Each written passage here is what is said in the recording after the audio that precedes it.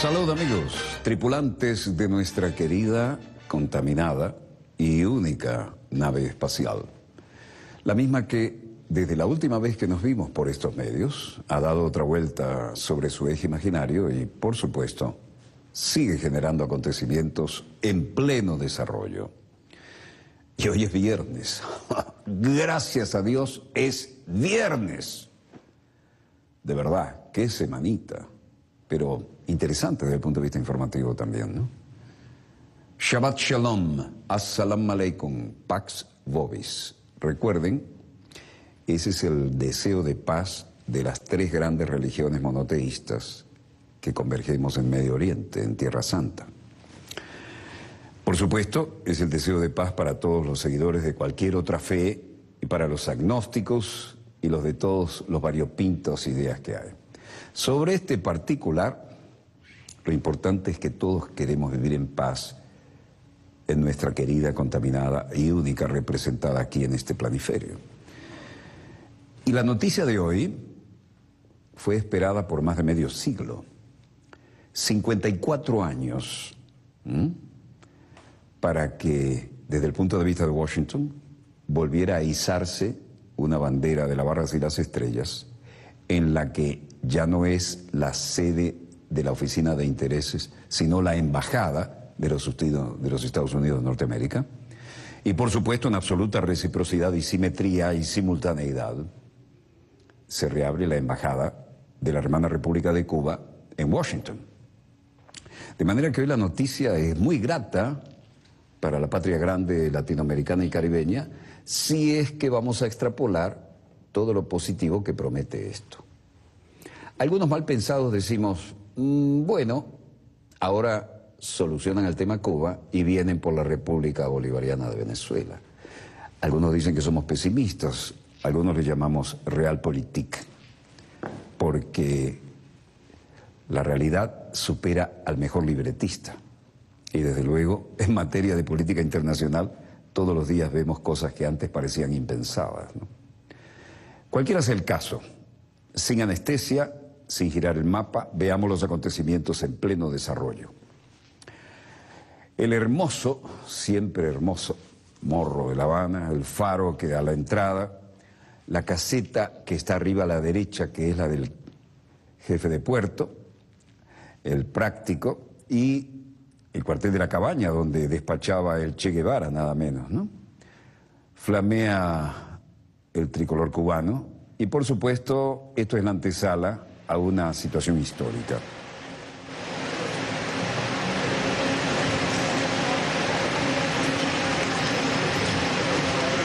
John Kerry se hizo presente en La Habana, 54 años, lo que duró la ruptura diplomática entre ambos países durante ese tiempo.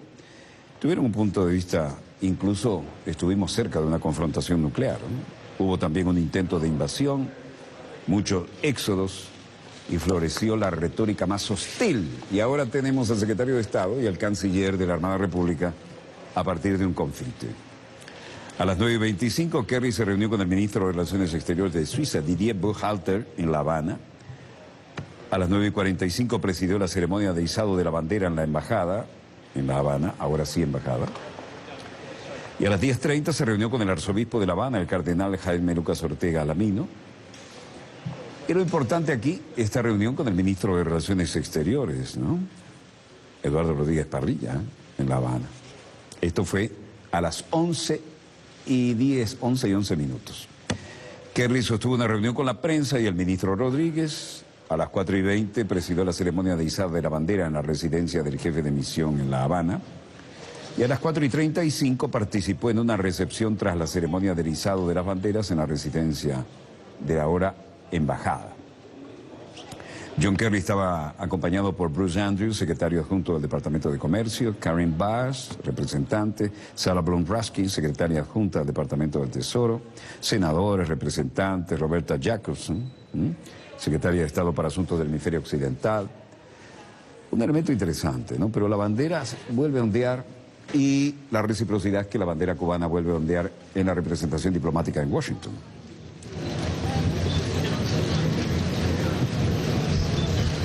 Lo interesante de esto es que los mismos infantes de Marina, a quienes les tocó arriar la bandera hace 54 años, fueron los encargados de izarla ahora. Hacerla saber al resto del mundo que nos deseamos lo mejor los unos a los otros. It is with that healing mission in mind that I turn. Los infantes de Marina, Larry Morris, Jim Tracy y Mike Oriente, que habían arriado la bandera en 1961, participaron en la ceremonia que trae una nueva bandera de Estados Unidos a la embajada ahora. Hace 54 años ustedes se comprometieron a volver a La Habana e izar la bandera sobre la embajada de Estados Unidos que bajaron en aquel día de enero hace mucho tiempo, dijo Kerry durante la ceremonia. Hoy los invito en nombre del presidente Obama y el pueblo estadounidense a cumplir esa promesa mediante la presentación de la bandera de las barras y las estrellas y serán izadas por miembros de nuestro destacamento militar, Larry, Jim y Mike. Esta es su señal para cumplir con la palabra que haría que cualquier diplomático se sintiera orgulloso en este momento, igual que lo harían como cualquier miembro de la Infantería de Marina de Estados Unidos. Promesa hecha, promesa cumplida, afirmó Kerry.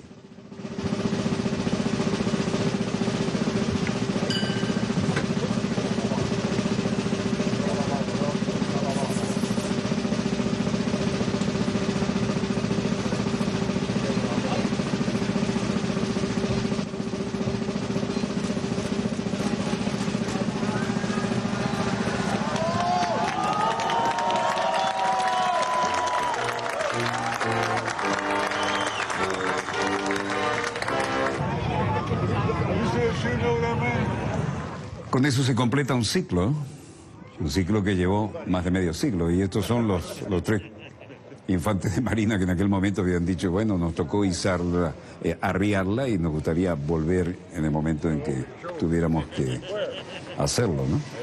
Dignatarios, funcionarios comenzaron a llegar para la ceremonia de izamiento de la bandera en la Embajada de Estados Unidos, y Washington, que había roto relaciones diplomáticas con La Habana poco después de la Revolución Cubana y su triunfo en 1959.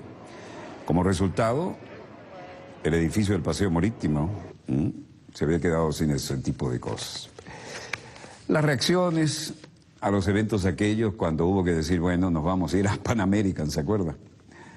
Ahí está el viejo edificio de estilo modernista de la embajada hoy, antes oficina de intereses, en aquel entonces todavía embajada, luego fue reducida a oficina de intereses y ahora vuelve a ser otra vez embajada. Washington había roto relaciones diplomáticas con La Habana poco después del triunfo de la Revolución, como dijimos, en 1959.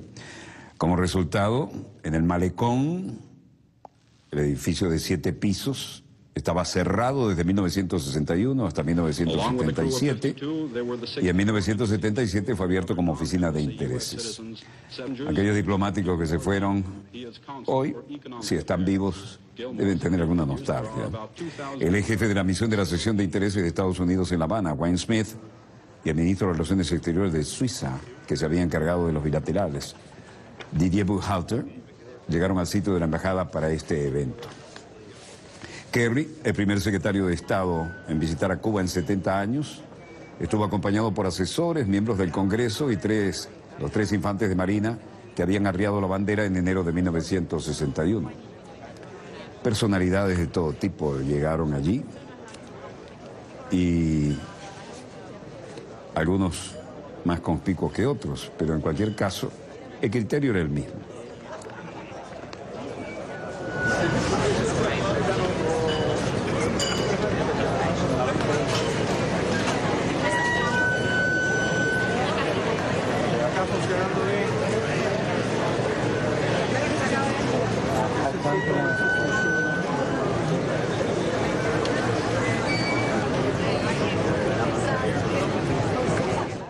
Un ciudadano cubano, Linda Soil, decía hoy, entrevistado por las agencias internacionales, bueno, primero hay que deshacerse de verdad del bloqueo, ¿no? Hay que poner fin al bloqueo y después que nos devuelvan la base naval de Guantánamo, que es nuestra y debe volver a nosotros. Bueno, eso ya no estaba precisamente en la agenda, pero siempre es el deseo latente e incumplido de cualquier cubano bien nacido. El extraño edificio que estaba rodeado de mástiles en la explanada de la Dignidad, del bosque de mástiles. No veo ahora los bosques de mástiles que estaban allí antes, donde cada mástil se izaba una bandera cubana enfrente del edificio.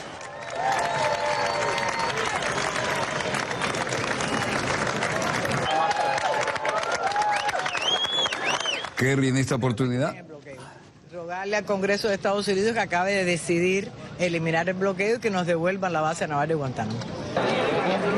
Así lo decía Linda Soil, una turista española no identificada, también daba su opinión.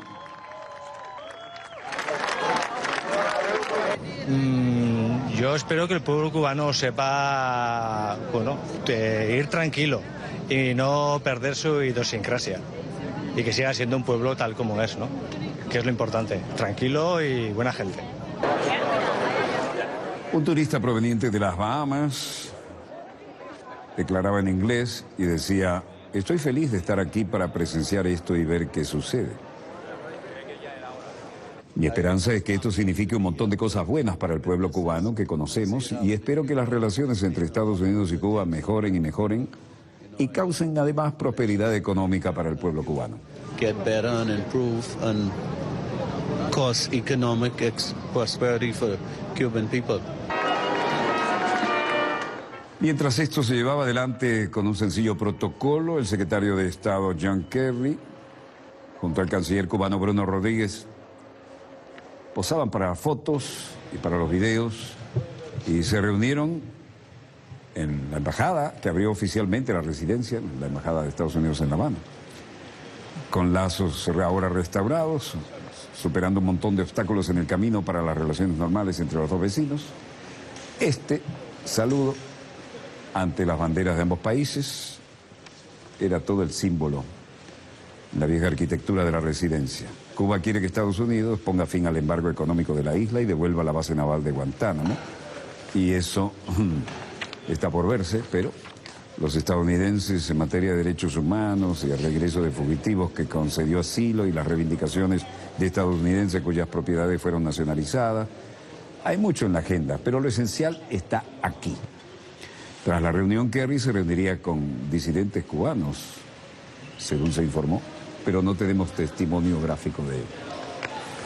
Después de todo el ceremonial, esta fue la conversación informal, oportunidad de foto.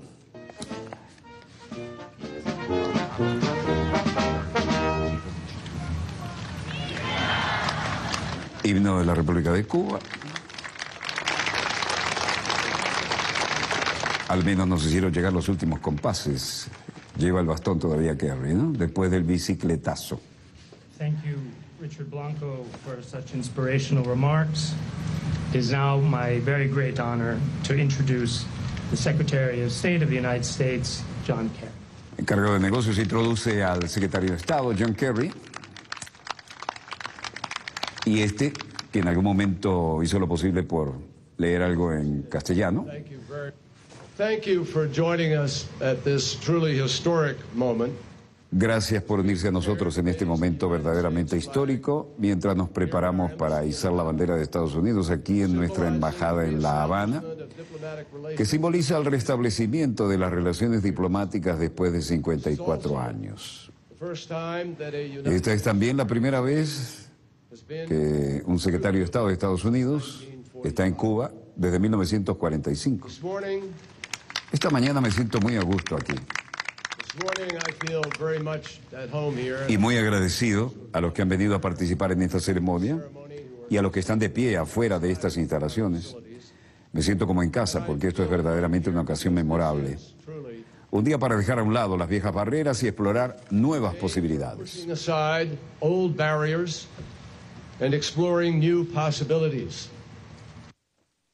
Mientras tanto, en Estados Unidos, nuestro máximo representante permanente, Maximilian Arbeláez, chargé d'affaires, no estamos en nivel de embajada, declaraba para las agencias internacionales, especialmente Reuters estaba interesada en su declaración, y decía: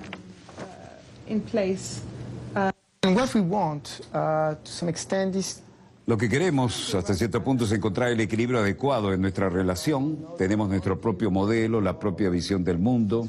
de cómo deben funcionar las cosas. Lo mismo digo, pensamos que sin duda incluso podemos trabajar juntos por el bien de la región. Luego otra pregunta dijo, hablar de las áreas en las que podemos estar de acuerdo.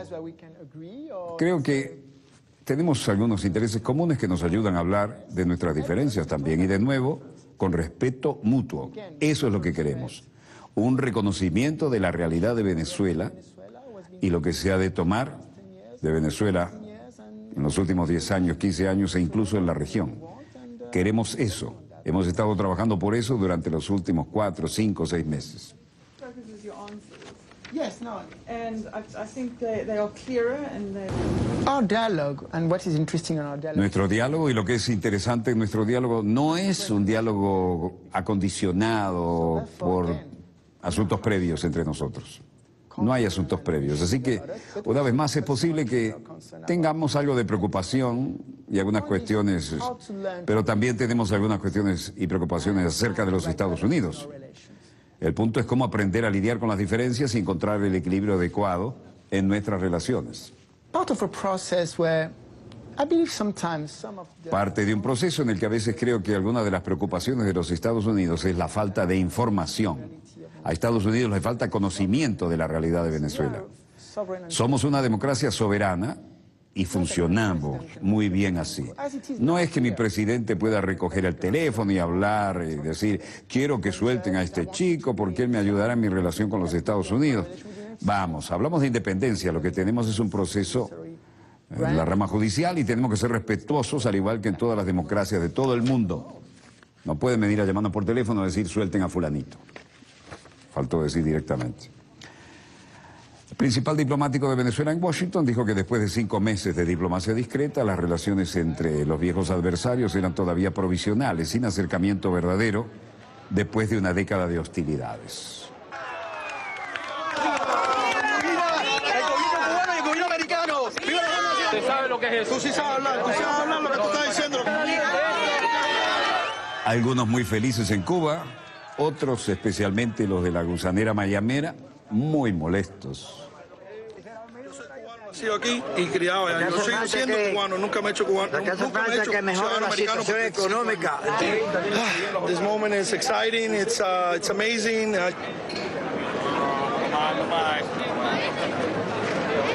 It's freedom and democracy and liberty and justice for all. En la libertad, la democracia y la justicia para todos. Vengo de Miami a tratar de unificar a los cubanos americanos de Miami. Hay dos culturas, dos historias, no todos realmente forman parte, de alguna manera forman parte de mi alma, pero para mí esto es algo muy personal. Todavía hay mucho trabajo que hacer. La idea que me puedo imaginar a mí mismo como un hombre viejo sin poder integrar las dos partes de mí mismo. Siento que si tuviera que elegir por uno o por otro, no puedo ser ambas cosas a la vez, pero me siento estadounidense y cubano, quería decir. Tiene su angustia existencial este hombre. Bueno, aquí las cosas se complicaron. Este es el Versalles, ¿no? Donde se reúnen todos los cubanos de la gusanera a expresar odios, nostalgias, se caen a golpes a veces. Y este señor que estaba diciendo, bueno, hay que bendecir al presidente de Estados Unidos por lo que ha hecho hoy. Estaba orgulloso de esto, ¿no?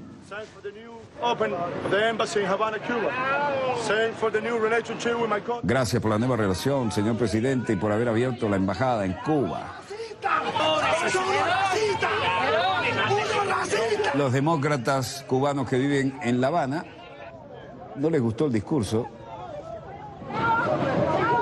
Los cubanos lo atacaron con todo.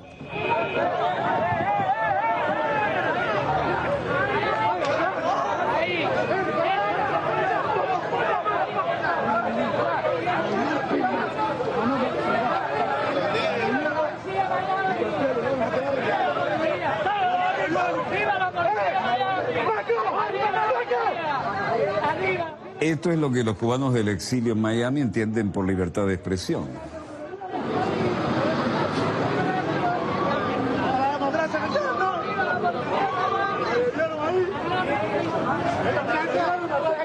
Y después apareció otro de los líderes del exilio, de la Asociación Nacional de Productores de Azúcar, imagínense lo que eran los dueños de los ingenios, ¿no? Un tal Nicolás Gutiérrez que prefería declarar en inglés.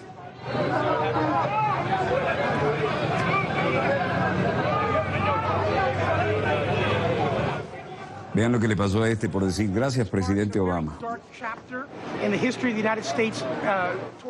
Este se supone que es el presidente, ¿no?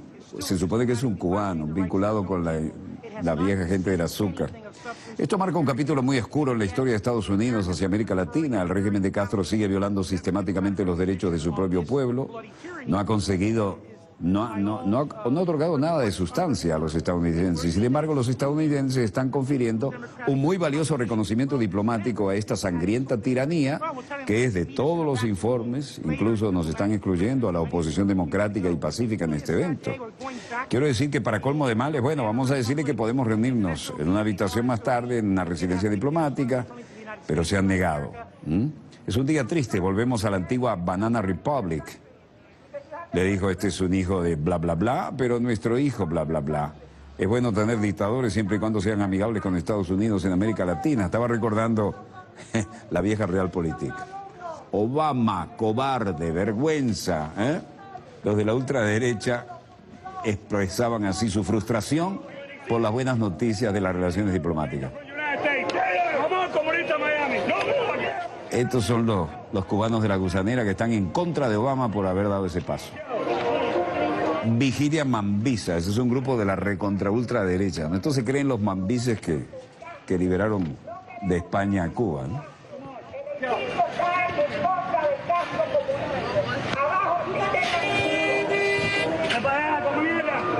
Los enfrentamientos estallaron con decenas de manifestantes cubanos lanzando insultos y objetos a los que celebraban esta nueva era de relaciones diplomáticas. Vean esto, vean esta histeria de los ultraderechistas.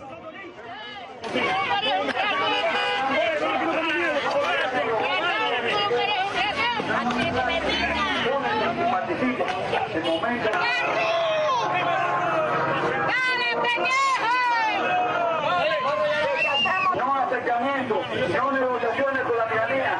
Fuera de Cuba, los cortes de Obama.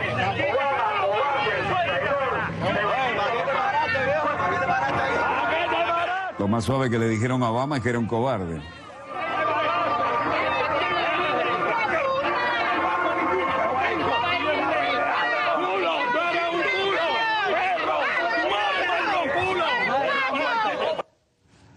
Bueno, al mismo tiempo era noticia en Arlington, pero no en el cementerio. En Virginia, el hecho de que se retiraba un general de los duros de la época de la Guerra Fría. Y se trata de Ray Odierno, jefe de Estado Mayor General.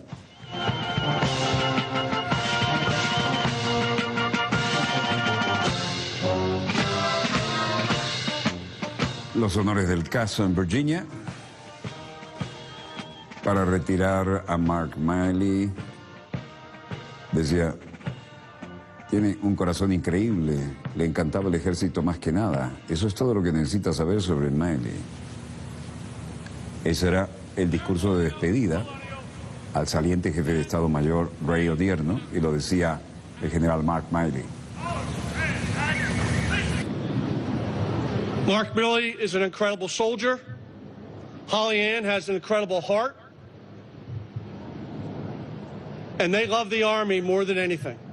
That's all. Mark Milley es un soldado increíble, y tiene un corazón increíble y les encanta el ejército más que nada, y eso es todo lo que necesita saber de un hombre como él. Lo que creo que ahora mismo hay que pensar en nuestros soldados en Irak, que son lo mejor que tenemos para intentar entrenar y asesorar a las fuerzas de seguridad iraquíes. Lo que creo es que nuestros soldados en Afganistán seguirán construyendo un ejército afgano, y pienso que nuestros soldados harán lo mismo y seguirán firmes en el este de Europa.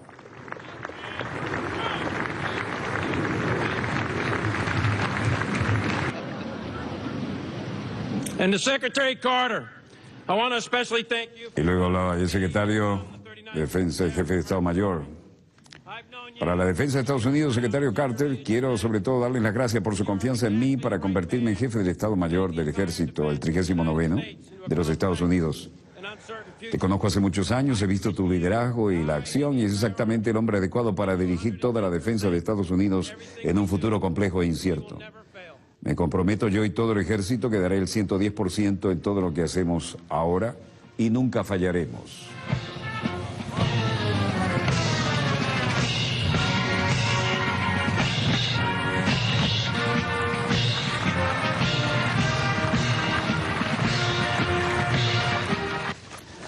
La ceremonia se produjo 2 días después que Odierno dijo que la lucha contra los rebeldes islámicos del Estado se encontraban en un punto muerto.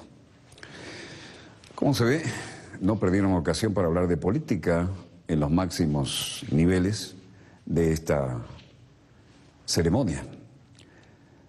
No veo nada que mejore lo que tenemos planteado en los monitores de satélites, si así fuera lo bajaríamos de inmediato.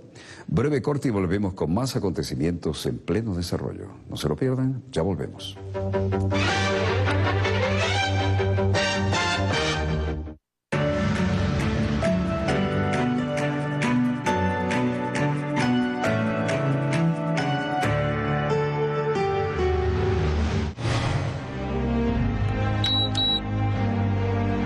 Venezolana de Televisión presenta un documental que retrata el lado íntimo y humano del líder cubano Fidel Castro.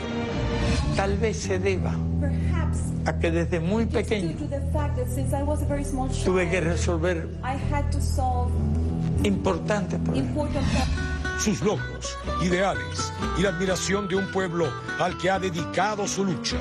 Una de las cosas más admirables de Fidel es que es una figura histórica, un paradigma, que se nutre constantemente de experiencias pasadas, pero que no pierde su actualidad. Dirigido por el laureado cineasta Oliver Stone. Comandante, este domingo a las 9:30 de la noche. Más BTV, más revolución. A casa de mi padre, a mi padre le llegaba con regularidad una revista llamada Tricolor. Tricolor por los 3 colores de la bandera.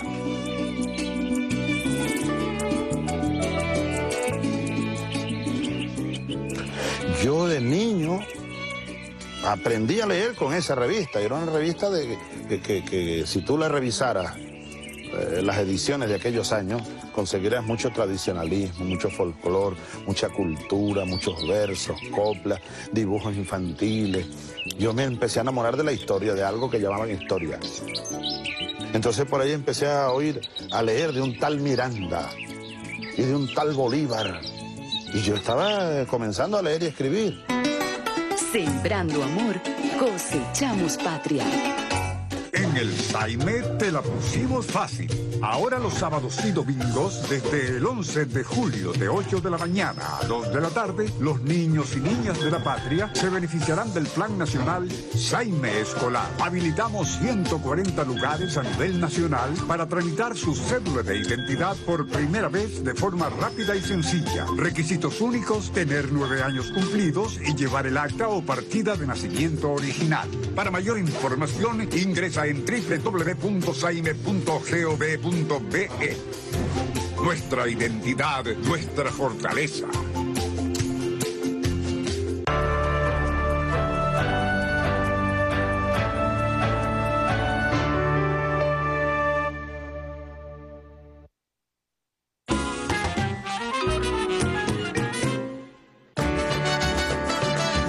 Nos encontramos en Yaracuy. Acá mismo ya se conforma lo que dentro de muy poco tiempo será la fábrica de autobuses Yutón, Venezuela. Nos encontramos entonces inspeccionando estas instalaciones que presentan un 86% de avance. Yo quiero significar que pese a las dificultades económicas, el presidente Nicolás Maduro ha destinado 2.500 millones de bolívares fuertes que se han invertido para la construcción de esta planta y 278 millones de dólares. Yo quiero informar que en el venidero día 18 de este mes estarán partiendo hacia China los primeros 40 jóvenes yaracuyanos que van a formar parte del liderazgo que se va a poner al frente de esta planta de autobuses Yutong.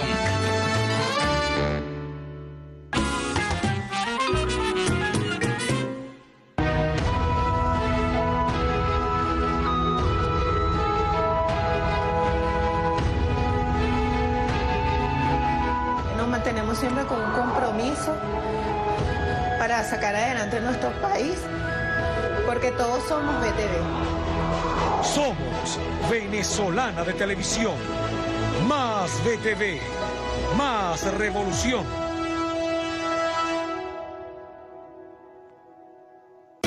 El Gobierno Bolivariano de Venezuela, a través del Gobierno del Distrito Capital y la Alcaldía de Caracas, te invita a la exposición Caracas sobre rieles y ruedas, en la planta baja de la Casa de Gobierno del Distrito Capital, de lunes a viernes, desde las 9 de la mañana hasta las 6 de la tarde, y los sábados, desde las 9 de la mañana hasta las 12 del mediodía. ¡Vive Caracas!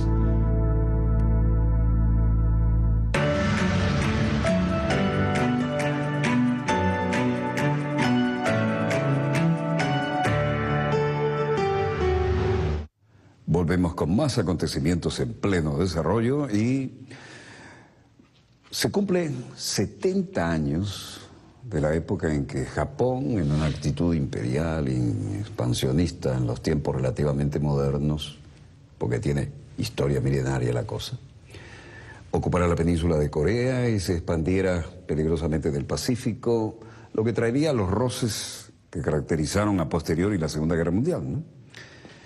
Y sobre esto hay una herida abierta todavía en parte de muchos coreanos y las reacciones con motivo de estos 70 años no se dejaron esperar. Veamos los acontecimientos en pleno desarrollo, de inmediato las imágenes. Corea, por supuesto, el símbolo del culto a la personalidad.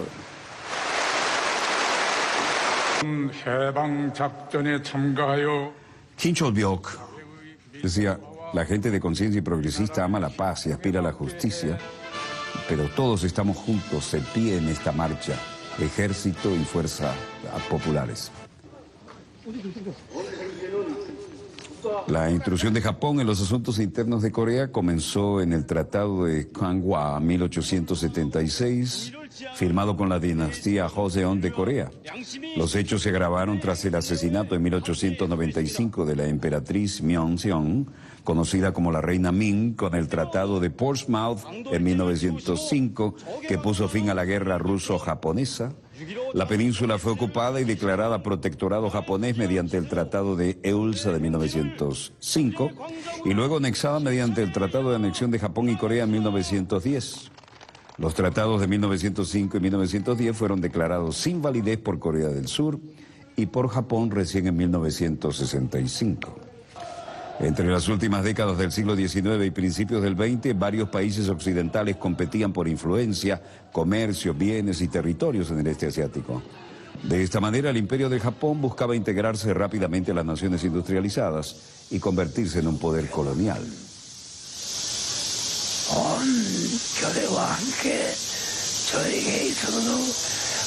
La liberación de nuestra patria fue como un gran evento que me hizo a mí y a todo el mundo el país tan feliz. Yo estaba en la cárcel en Pyongyang en el momento de la liberación y cumplí una condena de 4 años como un criminal por razones políticas. Ese día todos nosotros los presos estábamos tan felices que no podíamos dormir.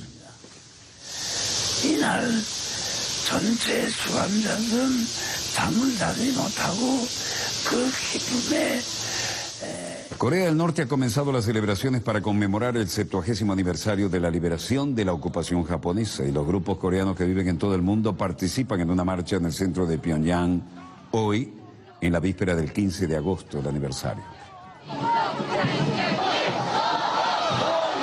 En medio de tensas relaciones del norte y Corea del Sur, no lograron llegar a un acuerdo para celebrar de manera conjunta la liberación en este tiempo. En cambio, los coreanos residentes en el extranjero han violado a Pyongyang para celebrar el aniversario.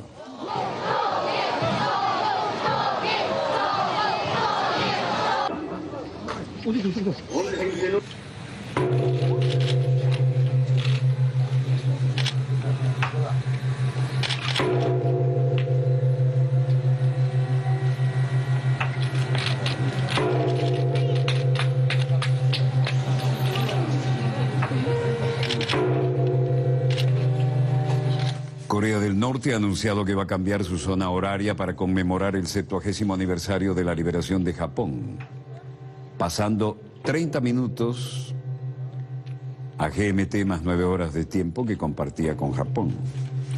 Se espera que el cambio de zona horaria para ser implementado en la medianoche del viernes. 우리가 지금까지 써온 시간 기준에 의하면 해가 제일 높이 떴을 때의 시간이 정확히 정오가 되지 않습니다. Con el astrónomo jefe John Sok del Observatorio de Pyongyang dice, con el estándar de tiempo que hemos utilizado hasta ahora, el momento en que el Sol está en su posición más alta, no es correctamente el mediodía. De acuerdo con el tiempo estándar de nuestros antepasados, decidirán y se utilizan 30 minutos más tarde, de manera que nuestro país utilizará un tiempo propio, por decisión, porque los imperialistas japoneses, cuando ocuparon nuestro país con sus militares y saquearon nuestro territorio y la propiedad, también cometieron el delito de cambiar la hora normal de nuestro país, y vamos a recuperarlo.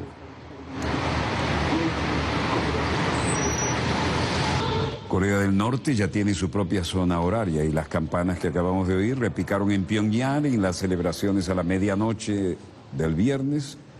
Relojes de la nación se retrasaron 30 minutos para marcar el 15 de agosto del 45, aniversario de la liberación de la península de Corea del dominio colonial en la Segunda Guerra Mundial.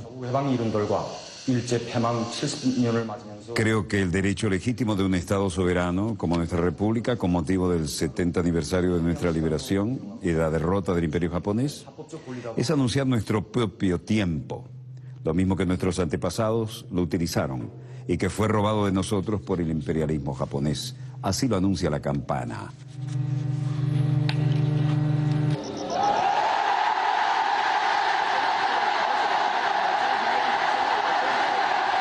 La decisión de Corea del Norte de cambiar su zona horaria fue incluso una sorpresa para Corea del Sur, cuyo presidente criticó a Pyongyang por no coordinar el movimiento con Seúl.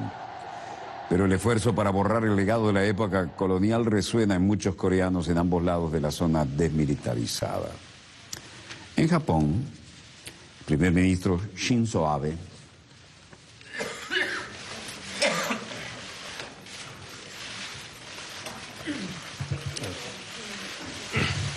momento de recogimiento y fue directo a la herida.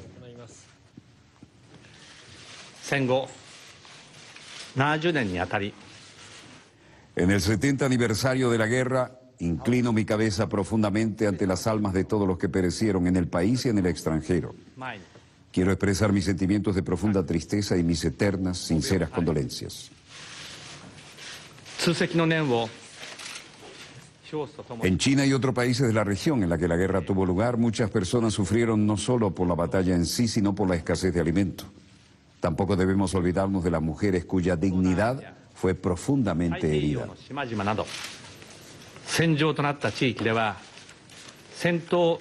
Se refería a las mujeres esclavizadas para otorgar sexo a las tropas niponas. Problema logístico. Más de 80% de la población nació después de la guerra. Estas generaciones y las que el futuro no tienen nada que ver con la guerra y no deberían tener que seguir pidiendo perdón.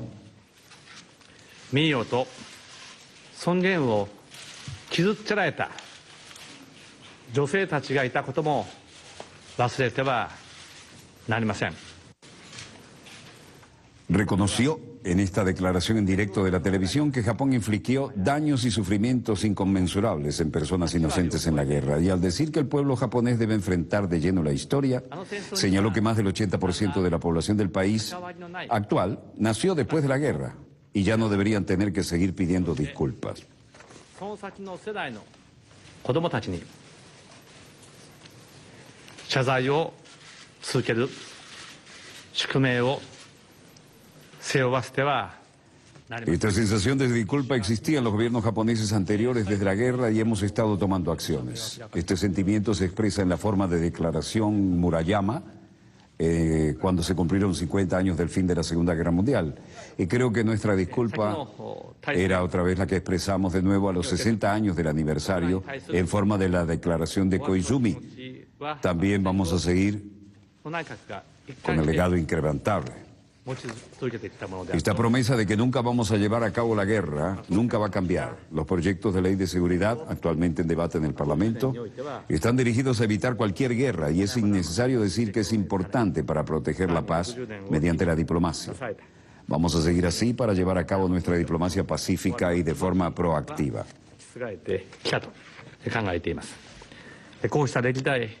No debemos permitir que nuestros hijos, nietos y aún más las generaciones por venir que no tienen nada que ver con aquella guerra estén predestinados a pedir disculpas. Esta es la responsabilidad de nuestra generación y de los que estamos vivos ahora. Japón y China comparten gran responsabilidad en la paz y la prosperidad regional. La relación económica entre las dos naciones está muy cerca y nos gustaría seguir desarrollando la amistad estable mediante la celebración de diálogos en los distintos niveles. Y si hay alguna posibilidad de una reunión a nivel de líderes entre China y Japón, nos gustaría aprovechar al máximo tal oportunidad, si es tal oportunidad. あの戦争には何ら関わりのない私たちの子や孫 El primer ministro de Japón, Shinzo Abe, reconoció hoy viernes que su país había infligido daño y sufrimiento a las personas inocentes en la Segunda Guerra Mundial, pero no llegó a pedir disculpas en el comunicado con motivo del 70º aniversario de la entrega del país. Los comentarios de Abe fueron seguidos de cerca por los vecinos de Japón, especialmente Corea del Sur y China. Y no está muy claro si realmente llegó a satisfacerles.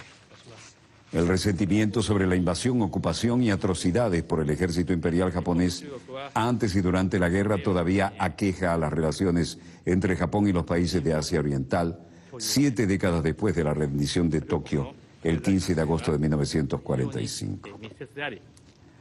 Él reiteró que la población actual de Japón, el 80% de los japoneses nacieron después de la guerra.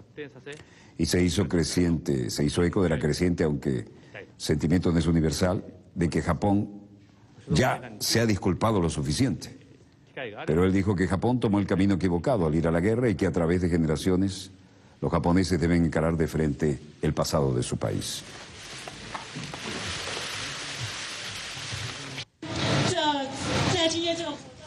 Mientras tanto, en Taiwán, en Taipei, un memorial delante de las oficinas de intereses comerciales de Japón.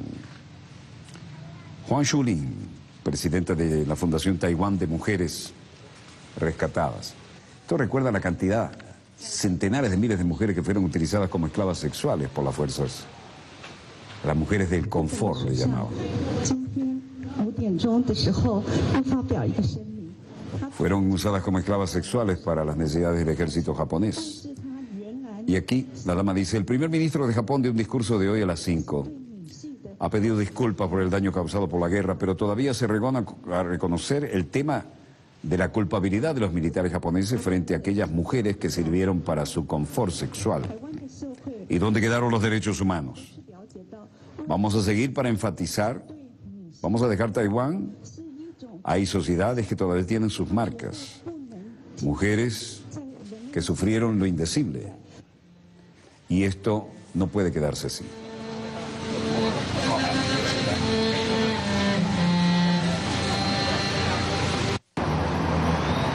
Decenas de taiwaneses se reunieron detrás de la embajada de Japón y los periodistas cuestionaron a Abe después de la declaración que acabamos de mostrar.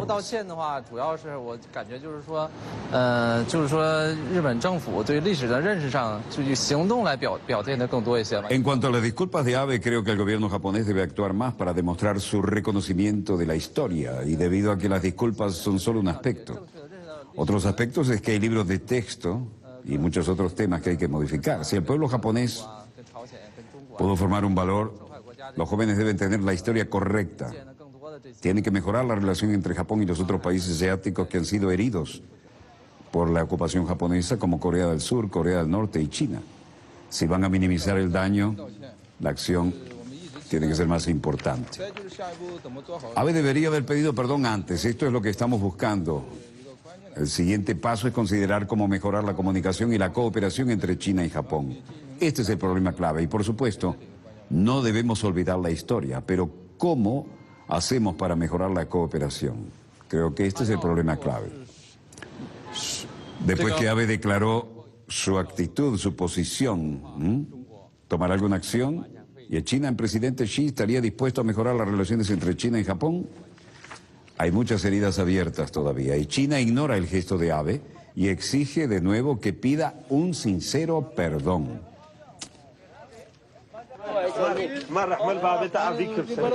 Esto es Irak. Majar Jaraf al-Din. La zona de los kurdos al norte. Shirgen Kasingalaf, hija de una víctima. Kasingalaf dice que el comité de genocidio encontró estas tumbas y pidió un examen médico para identificar los cuerpos, los cadáveres, y averiguar si pertenecen a nuestras tribus o no. Como resultado de ello, parece que fue de la nuestra y los trajeron aquí hoy. En aquel entonces los trajeron aquí, los condenaron a morir a todos y los transformaron en mártires. El problema de los kurdos, ¿recuerdan lo que les decíamos siempre? Chiitas al sur, sunitas al centro, kurdos al norte. Ahora la historia sale de las tumbas. La cantidad de kurdos que fueron masacrados. Diputado kurdo al Parlamento iraquí, Vian Dahil Yazidi, decía: estas fosas comunes han sido descubiertas en las zonas liberadas. Esto a través de procedimientos oficiales y gubernamentales legales. Los restos de 67 cuerpos fueron enterrados en una ceremonia que ahora sí es adecuada, digna y oficial, en el santo Sheref Adin como santuario.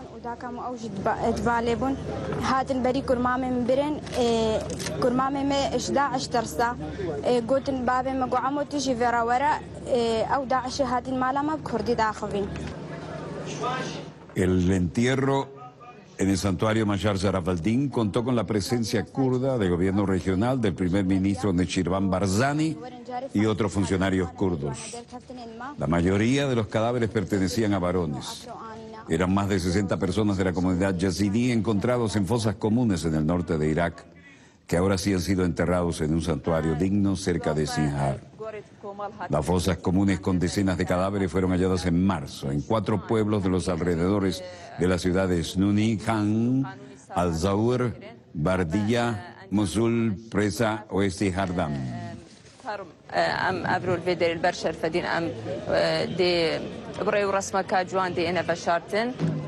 Las autoridades dicen que las víctimas fueron capturadas en Sinjar y en Znuni el 6 de agosto de 2014, cuando militantes del Estado Islámico se hicieron cargo de la ciudad.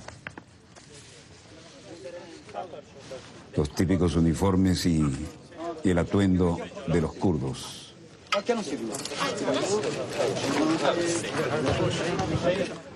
Hay que recordar lo que siempre he dicho aquí porque fue un testimonio personal, ¿no? Estuve en la zona de los kurdos cuando estaba Saddam Hussein. Tenían derecho a su propio parlamento regional, sus propias escuelas, su idioma, sus medios de comunicación, radioeléctricos e impresos. Se fue Saddam Hussein y los masacraron otra vez. Y este monumento es inconfundible. Esto es el centro de Bagdad.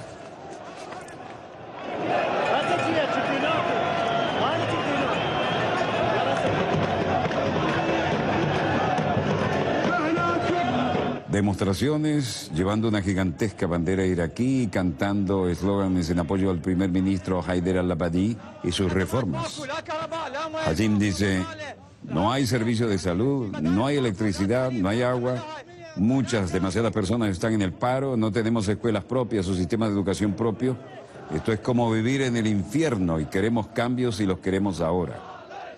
Queremos despedir a este gobierno porque si este gobierno continúa, no habrá ni siquiera los servicios más elementales para tener una vida.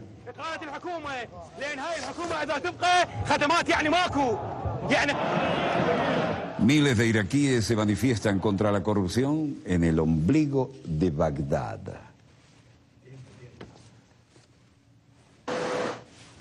Mientras tanto, en Europa, en Bruselas, las noticias son otras, obviamente, y las preocupaciones diferentes. El ministro de Hacienda francés, Michel Sapin, hacía algunas declaraciones hoy en Bruselas.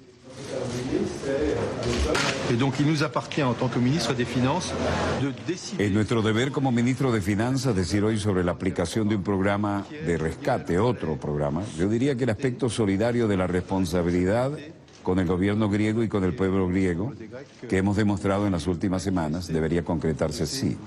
Ese es nuestro trabajo.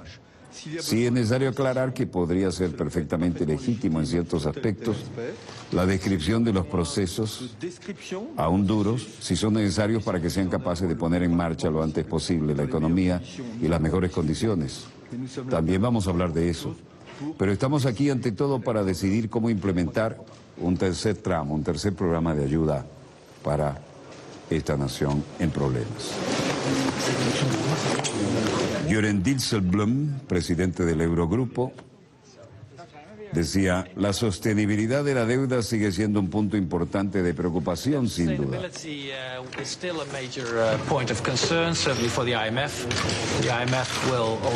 Esto para el Fondo Monetario Internacional y también se verá en eso, y vamos a ver de cerca en octubre, y espero que podamos asegurarnos de que es sostenible esta iniciativa para entonces, que se emitan garantías adicionales, si es necesario, para que el Fondo Monetario Internacional pueda venir y actuar, porque es muy importante para nosotros solucionar los temas de estos países en crisis.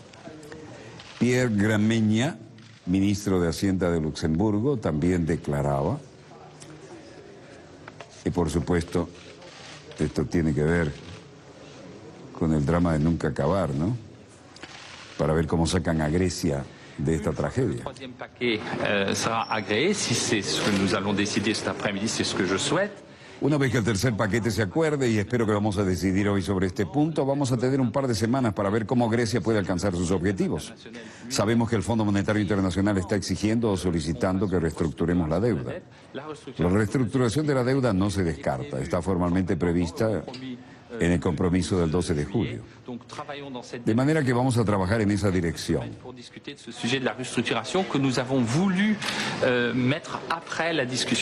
Vamos a darnos un par de semanas para discutir estos temas de la reestructuración de la deuda y después la discusión del paquete de ayuda. Ministro eslovaco de Hacienda, Peter Kazimir, decía, todo el mundo pendiente de la economía, ¿no? Europa está que la toca si se cae, la soplas y se va. Hablando de discusiones abiertas sobre reestructuración, eso para nosotros significa que podría ser una recompensa por las gracias de la ejecución, no una condición previa para el programa. Porque tengo un dicho desde el principio con honestidad y lo diré de nuevo. Esta es la parte más importante de este juego, es la propiedad y la aplicación que hacemos de la propiedad. Porque si no, ¿cómo aclaramos a quién y cómo ayudar y en qué caso? Comisario Europeo para el Euro, Valdis Dombrovskis. Hemos estado haciendo las conversiones técnicas en estrecha cooperación con el Fondo Monetario Internacional y el FMI está a bordo con respecto a la condicionalidad de los programas. Por supuesto, sabemos que el FMI tiene su propio programa y está discutiendo uno nuevo a 3 años, pero no lo hacemos esperar. Las decisiones formales sobre esto se tienen que tomar y en algún momento habrá que tomarlas por difíciles que sean. Lo que está detrás de todo este bla bla bla es que los ministros de finanzas de la zona euro llegan a Bruselas para discutir el tercer tramo de rescate al paquetazo neoliberal que transformó a Grecia en un país en crisis, en un país absolutamente devastado como está ahora, gracias a la ideología neoliberal. Los ministros de finanzas y el Eurogrupo aprueban el plan de rescate de Grecia con medidas adicionales. Incluso Michel Sapin expresó optimismo con terminar la reunión Digo que terminaría con un acuerdo que le dará a Atenas los fondos necesarios para cumplir con el pago del préstamo que se vence la próxima semana. No hay mucho margen de maniobra, ¿no? Sin embargo, algunas cuestiones todavía necesitan ser subsanadas. Ahí va el hombre de la motocicleta y que lleva las finanzas. Sin embargo, las cuestiones todavía no están realmente a salvo, ¿no?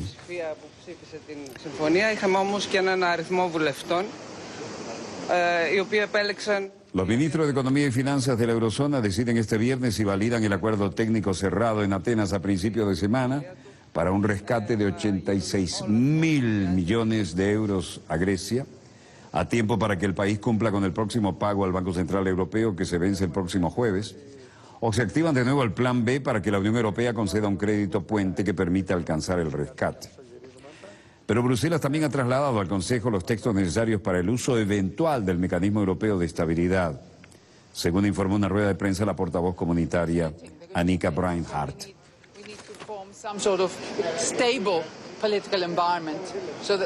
Se trata de un instrumento que permita sacar adelante esta gravísima situación. Y creemos que el primer ministro no tiene un candidato, ya sea para la ruptura con la Unión Europea ni para volver al dragma o las cosas por el estilo. Y creemos que este acuerdo no es manejable. La gente sigue en la plaza Sintagma, la fuente sigue cantando y al fondo el Parlamento griego, donde se desarrolla parte de esta nueva tragedia griega.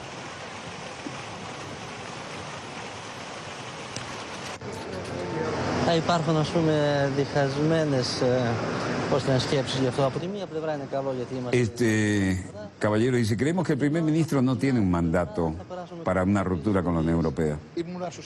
Volvemos al drama o no, pero no lo tiene. Este desdoblamiento nos va a dividir.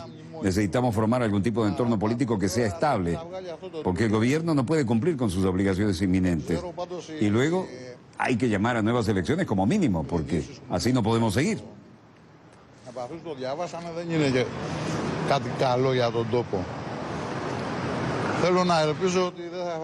Y luego aparece este caballero, un funcionario de 53 años, dice, tengo un pensamiento muy conflictivo al respecto, ¿no?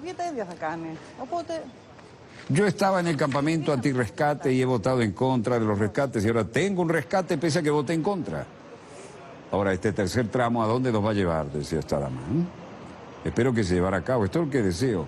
Una sonrisa y se fue. La prensa en general no tiene una sola primera plana que dé un poco de esperanzas, ¿no? La realidad es contundente. Ministro griego gana voto de rescate, pero se enfrenta a nuevas batallas. Y esto significa que, como dijo un portavoz de gobierno, hoy hemos tenido una mayoría que votó a favor del acuerdo de préstamo, pero también estamos en una situación insostenible. Volvemos a nuestro mapa. Señor director, dejamos la tremenda tragedia de Grecia y esto realmente ni siquiera termina aquí, termina la semana, pero la tragedia griega sigue en pleno desarrollo. Bueno, al menos podemos decir aquí en Venezuela, gracias a Dios, es viernes. Shabbat Shalom, Assalamu Alaikum, Pax Vobis. Recuerden, en esta tierra de gracia llamada República Bolivariana de Venezuela, convivimos en santa paz los seguidores de todos los credos religiosos y los que no tienen ninguno también. Bueno, hoy es viernes. Volveremos el lunes, Dios mediante. Donde quiera que se encuentren, de ese lado del receptor, cuando nuestra querida, contaminada y única haya dado 3 vueltas sobre su eje imaginario, esperamos estar aquí para contarles la pequeña gran historia de las próximas 72 horas. No ingresen a la estadística, los esperamos el viernes, hoy viernes ya nos despedimos, los esperamos el lunes allí, como es costumbre, para ver qué les contamos de este fin de semana que promete ser sumamente movido e interesante desde el punto de vista periodístico. No hay nada, bueno, justamente lo que están anunciando ahora los satélites, el aniversario, los 70 años de la ocupación en la península y cuando se expandió Japón, ¿no? Pero ya se lo hemos mostrado a ustedes. Vamos por delante de esos satélites. Feliz fin de semana. No ingresen a la estadística. Desde el estudio 3 de Venezolana de Televisión, canal Decano, Les habló Walter Martínez, productor y conductor de Dossier, que también es el decano de información internacional vía satélite en todo el hemisferio. Disponga usted de las cámaras, señor director.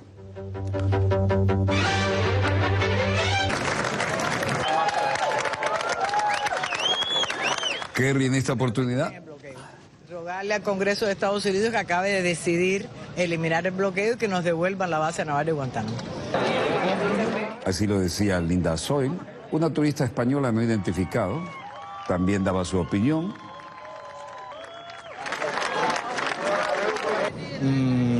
Yo espero que el pueblo cubano sepa, bueno, ir tranquilo y no perder su idiosincrasia y que siga siendo un pueblo tal como es, ¿no? Que es lo importante, tranquilo y buena gente. Un turista proveniente de las Bahamas declaraba en inglés y decía: estoy feliz de estar aquí para presenciar esto y ver qué sucede. Mi esperanza es que esto signifique un montón de cosas buenas para el pueblo cubano que conocemos y espero que las relaciones entre Estados Unidos y Cuba mejoren y mejoren y causen además prosperidad económica para el pueblo cubano. Get better and improve and cause economic prosperity for Cuban people. Mientras esto se llevaba adelante con un sencillo protocolo, el secretario de Estado John Kerry, junto al canciller cubano Bruno Rodríguez, posaban para fotos y para los videos y se reunieron en la embajada que abrió oficialmente la residencia, la embajada de Estados Unidos en La Habana, con lazos ahora restaurados, superando un montón de obstáculos en el camino para las relaciones normales entre los dos vecinos. Este saludo ante las banderas de ambos países era todo el símbolo, la vieja arquitectura de la residencia. Cuba quiere que Estados Unidos ponga fin al embargo económico de la isla y devuelva la base naval de Guantánamo. Y eso está por verse, pero los estadounidenses en materia de derechos humanos y el regreso de fugitivos que concedió asilo y las reivindicaciones de estadounidenses cuyas propiedades fueron nacionalizadas. Hay mucho en la agenda, pero lo esencial está aquí. Tras la reunión, Kerry se reuniría con disidentes cubanos, según se informó, pero no tenemos testimonio gráfico de él. Después de todo el ceremonial, esta fue la conversación informal, oportunidad de foto.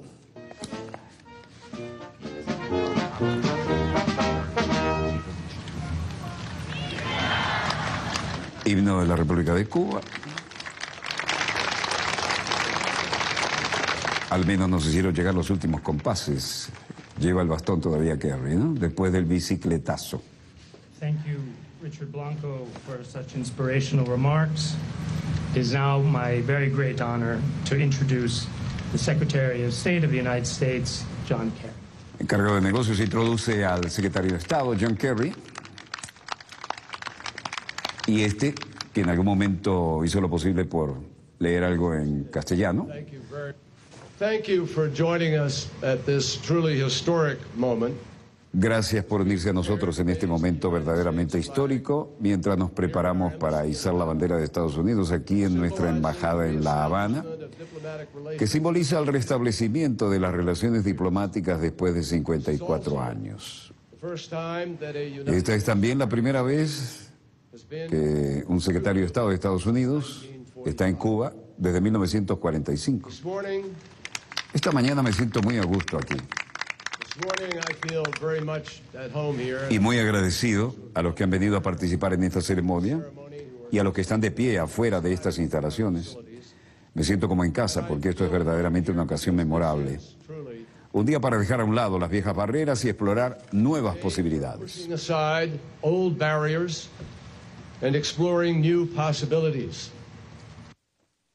Mientras tanto, en Estados Unidos, nuestro máximo representante permanente, Maximilian Arbeláez, chargé d'affaires, no estamos en nivel de embajada, declaraba para las agencias internacionales, especialmente Reuters estaba interesada en su declaración, y decía: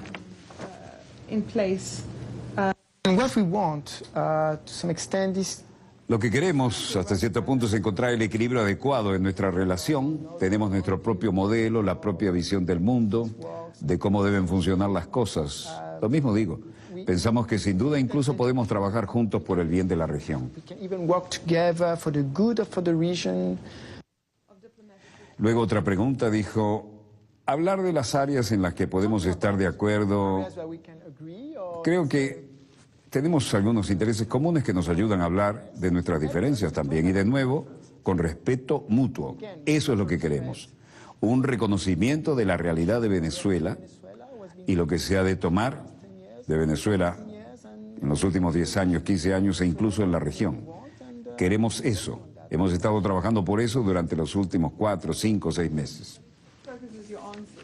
Yes, no, and I think they are clearer and our dialogue and what is interesting in our dialogue. Nuestro diálogo y lo que es interesante en nuestro diálogo no es un diálogo acondicionado por asuntos previos entre nosotros.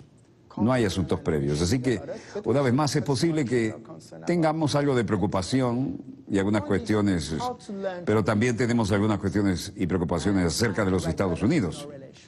El punto es cómo aprender a lidiar con las diferencias y encontrar el equilibrio adecuado en nuestras relaciones.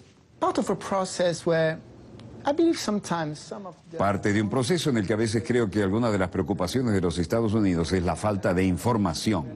A Estados Unidos le falta conocimiento de la realidad de Venezuela. Somos una democracia soberana y funcionamos muy bien así. No es que mi presidente pueda recoger el teléfono y hablar y decir, quiero que suelten a este chico porque él me ayudará en mi relación con los Estados Unidos. Vamos, hablamos de independencia, lo que tenemos es un proceso en la rama judicial y tenemos que ser respetuosos al igual que en todas las democracias de todo el mundo. No pueden venir a llamarnos por teléfono y decir, suelten a fulanito. Faltó decir directamente.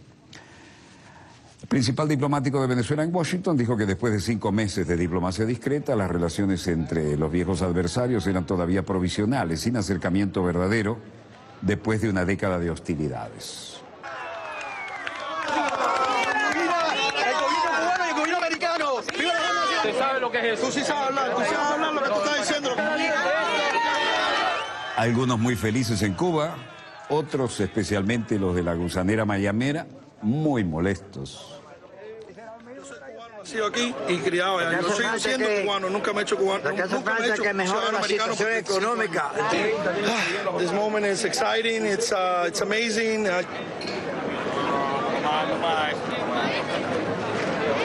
It's freedom and democracy and liberty and justice for all. And, En la libertad, la democracia y la justicia para todos, vengo de Miami a tratar de unificar a los cubanos americanos de Miami. Hay dos culturas, dos historias, no todos realmente forman parte, de alguna manera forman parte de mi alma, pero para mí esto es algo muy personal. Todavía hay mucho trabajo que hacer. La idea que me puedo imaginar a mí mismo como un hombre viejo sin poder integrar las dos partes de mí mismo. Siento que si tuviera que elegir por uno o por otro, no puedo ser ambas cosas a la vez, pero me siento estadounidense y cubano, quería decir. Tiene su angustia existencial este hombre. Bueno, aquí las cosas se complicaron. Este es el Versalles, ¿no? Donde se reúnen todos los cubanos de la gusanera a expresar odios, nostalgias, se caen a golpes a veces. Y este señor que estaba diciendo, bueno, hay que bendecir al presidente de Estados Unidos por lo que ha hecho hoy, estaba orgulloso de esto, ¿no?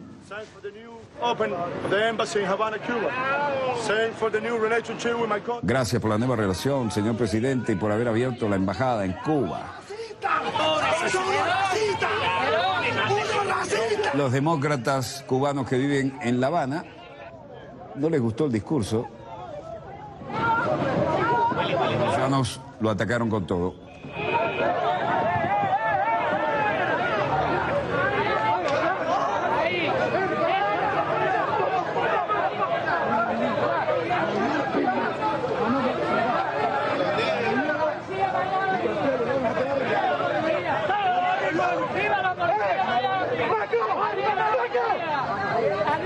Esto es lo que los cubanos del exilio en Miami entienden por libertad de expresión.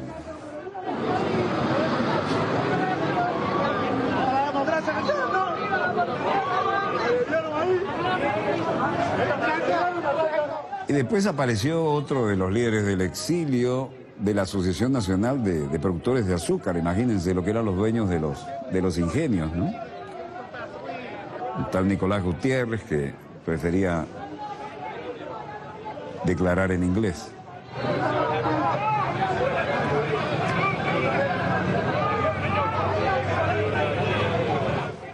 Vean lo que le pasó a este por decir gracias, presidente Obama.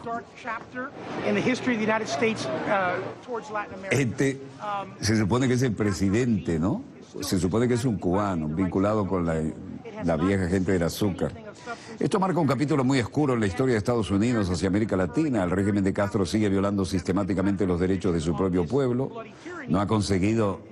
No ha otorgado nada de sustancia a los estadounidenses. Sin embargo, los estadounidenses están confiriendo un muy valioso reconocimiento diplomático a esta sangrienta tiranía, que es de todos los informes, incluso nos están excluyendo a la oposición democrática y pacífica en este evento. Quiero decir que para colmo de males, bueno, vamos a decirle que podemos reunirnos en una habitación más tarde, en una residencia diplomática, pero se han negado. Es un día triste, volvemos a la antigua Banana Republic.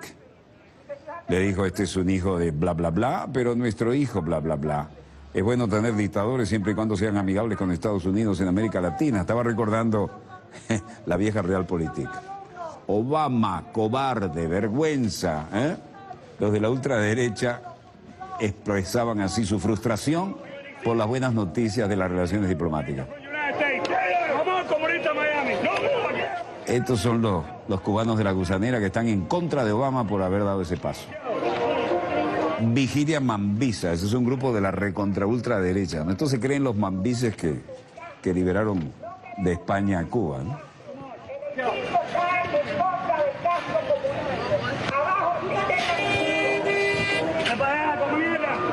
Los enfrentamientos estallaron con decenas de manifestantes cubanos lanzando insultos y objetos a los que celebraban esta nueva era de relaciones diplomáticas. Vean esto, vean esta histeria de los ultraderechistas.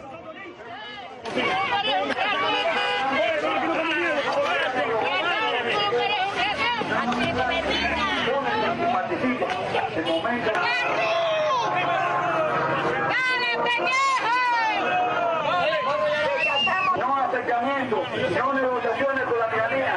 Fuera de Cuba, los campos de Obama.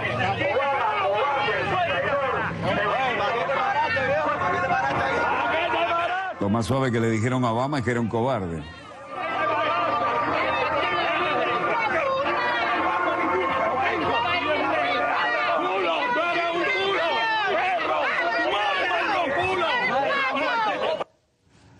Bueno, al mismo tiempo era noticia en Arlington, pero no en el cementerio. En Virginia, el hecho de que se retiraba un general de los duros de la época de la Guerra Fría.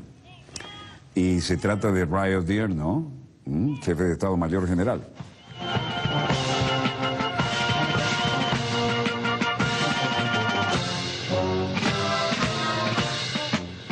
Los honores del caso en Virginia. Para retirar a Mark Milley, decía, tiene un corazón increíble, le encantaba el ejército más que nada. Eso es todo lo que necesita saber sobre Milley. Ese era el discurso de despedida al saliente jefe de Estado Mayor Ray Odierno, y lo decía el general Mark Milley. Mark Milley is an incredible soldier. Holly Ann has an incredible heart. And they love the Army more than anything. That's all. Mark Milley es un soldado increíble y tiene un corazón increíble y les encanta el ejército más que nada, y eso es todo lo que necesita saber de un hombre como él. Lo que creo que ahora mismo hay que pensar en nuestros soldados en Irak, que son lo mejor que tenemos para intentar entrenar y asesorar a las fuerzas de seguridad iraquíes. Lo que creo es que nuestros soldados en Afganistán seguirán construyendo un ejército afgano, y pienso que nuestros soldados harán lo mismo y seguirán firmes en el este de Europa.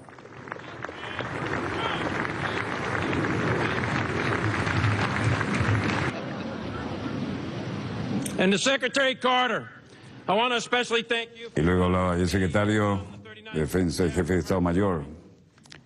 Para la defensa de Estados Unidos, secretario Carter, quiero sobre todo darles las gracias por su confianza en mí para convertirme en jefe del Estado Mayor del Ejército, el 39º de los Estados Unidos. Te conozco hace muchos años, he visto tu liderazgo y la acción y es exactamente el hombre adecuado para dirigir toda la defensa de Estados Unidos en un futuro complejo e incierto. Me comprometo yo y todo el ejército que daré el 110% en todo lo que hacemos ahora y nunca fallaremos.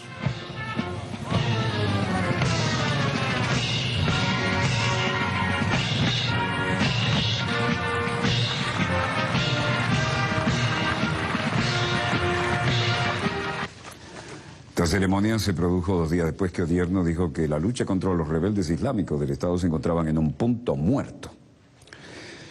Como se ve, no perdieron ocasión para hablar de política en los máximos niveles de esta ceremonia. No veo nada que mejore lo que tenemos planteado en los monitores de satélites, si así fuera lo bajaríamos de inmediato. Breve corte y volvemos con más acontecimientos en pleno desarrollo. No se lo pierdan, ya volvemos.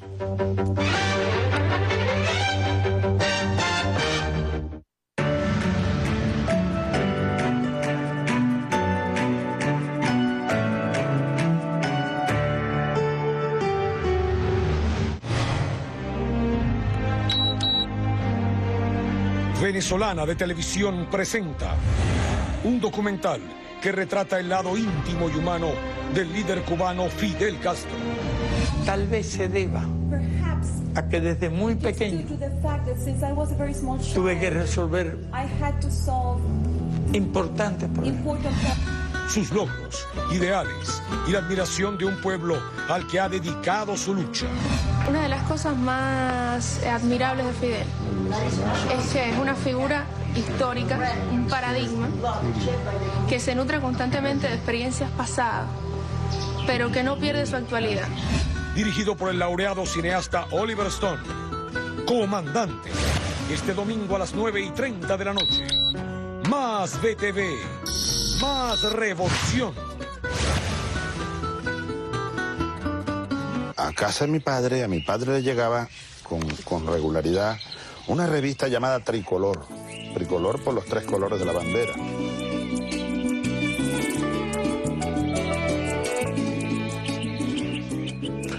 Yo de niño aprendí a leer con esa revista. Era una revista que si tú la revisaras, las ediciones de aquellos años, conseguirás mucho tradicionalismo, mucho folclor, mucha cultura, muchos versos, coplas, dibujos infantiles.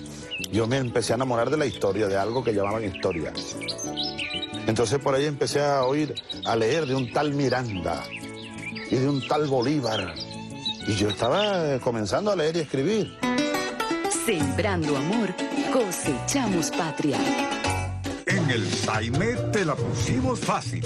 Ahora los sábados y domingos, desde el 11 de julio, de 8 de la mañana a 2 de la tarde, los niños y niñas de la patria se beneficiarán del Plan Nacional Saime Escolar. Habilitamos 140 lugares a nivel nacional para tramitar su cédula de identidad por primera vez de forma rápida y sencilla. Requisitos únicos: tener 9 años cumplidos y llevar el acta o partida de nacimiento original. Para mayor información, ingresa en www.saime.gov.be. Nuestra identidad, nuestra fortaleza.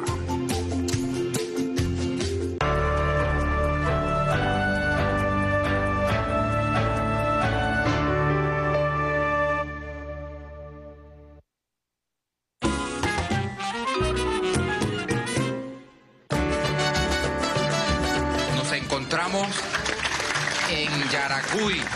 Acá mismo ya se conforma lo que dentro de muy poco tiempo será la fábrica de autobuses Yutón, Venezuela.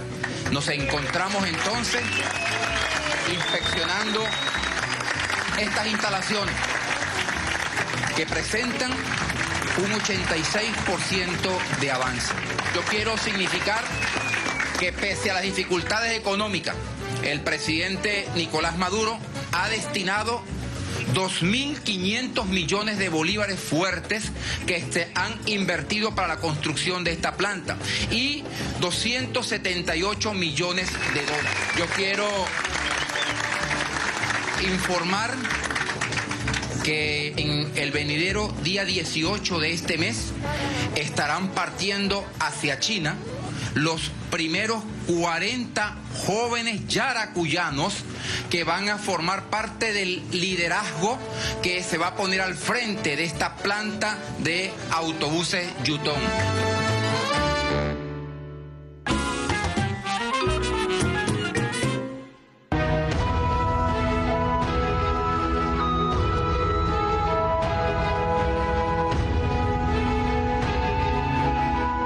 Tenemos siempre con un compromiso para sacar adelante nuestro país, porque todos somos BTV. Somos Venezolana de Televisión. Más BTV, más revolución.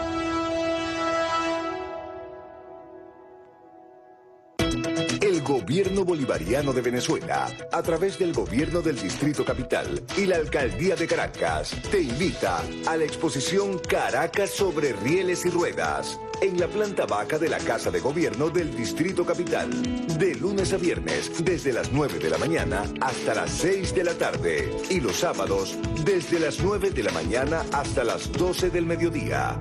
¡Vive Caracas!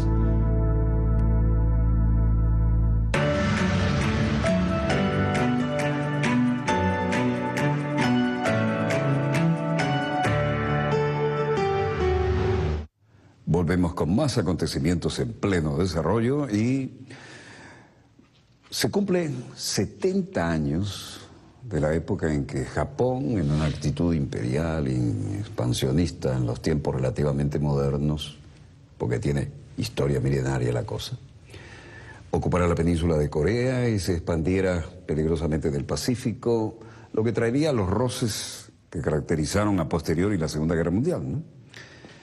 Y sobre esto hay una herida abierta todavía en parte de muchos coreanos y las reacciones con motivo de estos 70 años no se dejaron esperar. Veamos los acontecimientos en pleno desarrollo, de inmediato las imágenes.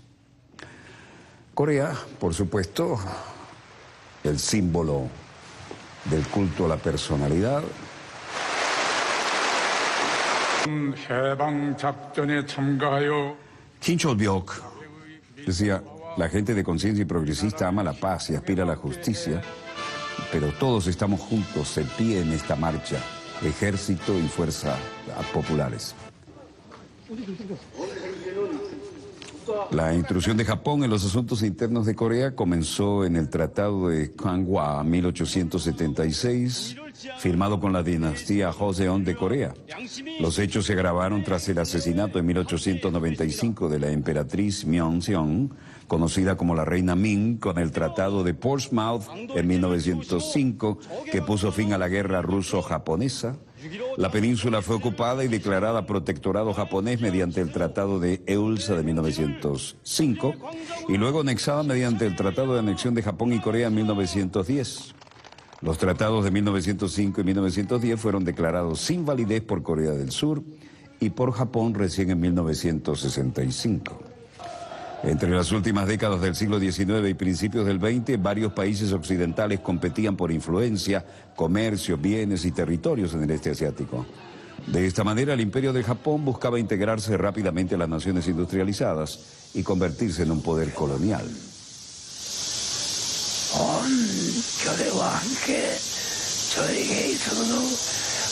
La liberación de nuestra patria fue como un gran evento que me hizo a mí y a todo el mundo el país tan feliz. Yo estaba en la cárcel en Pyongyang en el momento de la liberación y cumplí una condena de 4 años como un criminal por razones políticas. Ese día todos nosotros los presos estábamos tan felices que no podíamos dormir.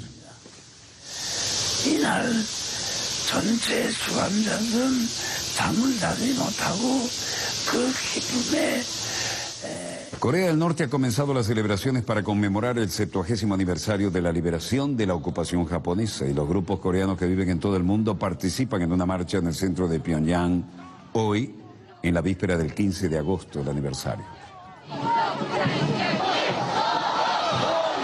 En medio de tensas relaciones del norte y Corea del Sur, no lograron llegar a un acuerdo para celebrar de manera conjunta la liberación en este tiempo. En cambio, los coreanos residentes en el extranjero han violado a Pyongyang para celebrar el aniversario.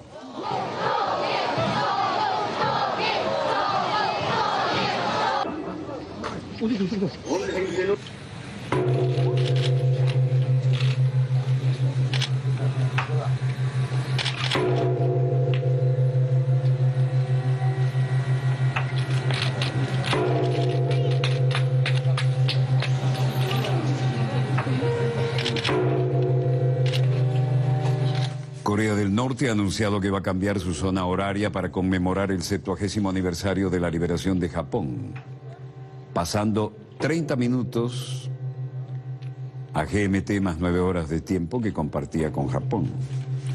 Se espera que el cambio de zona horaria para ser implementado en la medianoche del viernes.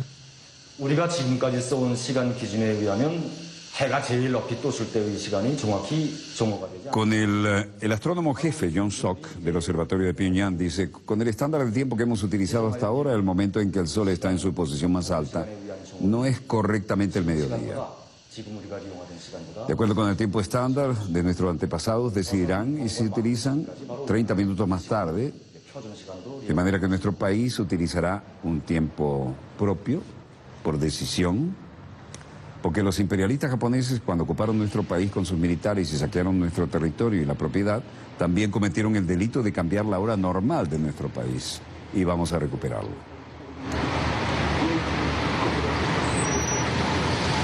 Corea del Norte ya tiene su propia zona horaria y las campanas que acabamos de oír repicaron en Pyongyang en las celebraciones a la medianoche del viernes. Relojes de la nación se retrasaron 30 minutos para marcar el 15 de agosto del 45, aniversario de la liberación de la península de Corea del dominio colonial en la Segunda Guerra Mundial.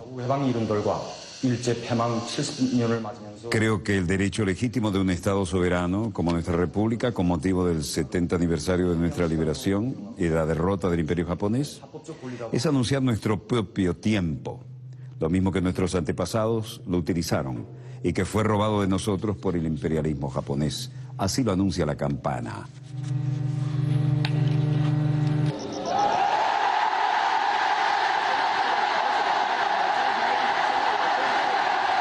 La decisión de Corea del Norte de cambiar su zona horaria fue incluso una sorpresa para Corea del Sur, cuyo presidente criticó a Pyongyang por no coordinar el movimiento con Seúl.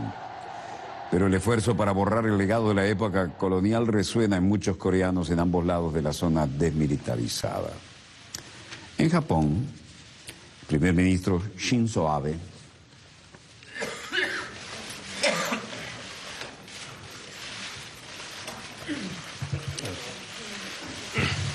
momento de recogimiento y fue directo a la herida.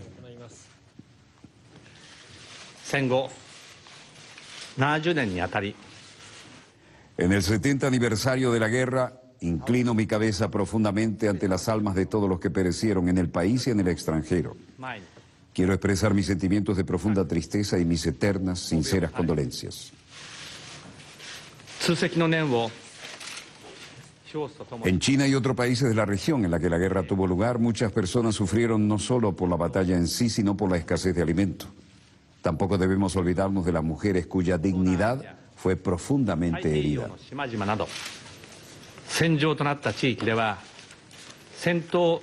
Se refería a las mujeres esclavizadas para otorgar sexo a las tropas niponas. Problema logístico. Más de 80% de la población nació después de la guerra. Estas generaciones y las que el futuro no tienen nada que ver con la guerra y no deberían tener que seguir pidiendo perdón.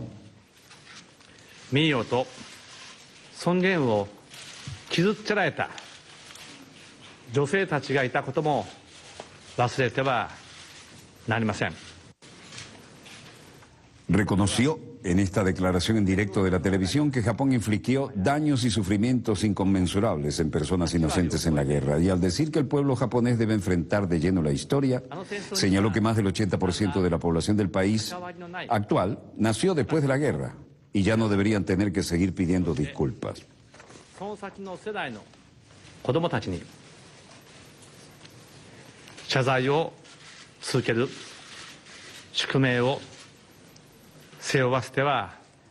Esta sensación de disculpa existía en los gobiernos japoneses anteriores desde la guerra y hemos estado tomando acciones. Este sentimiento se expresa en la forma de declaración Murayama, cuando se cumplieron 50 años del fin de la Segunda Guerra Mundial. Y creo que nuestra disculpa era otra vez la que expresamos de nuevo a los 60 años del aniversario en forma de la declaración de Koizumi. También vamos a seguir con el legado incrementable. Esta promesa de que nunca vamos a llevar a cabo la guerra nunca va a cambiar. Los proyectos de ley de seguridad, actualmente en debate en el Parlamento, están dirigidos a evitar cualquier guerra y es innecesario decir que es importante para proteger la paz mediante la diplomacia. Vamos a seguir así para llevar a cabo nuestra diplomacia pacífica y de forma proactiva.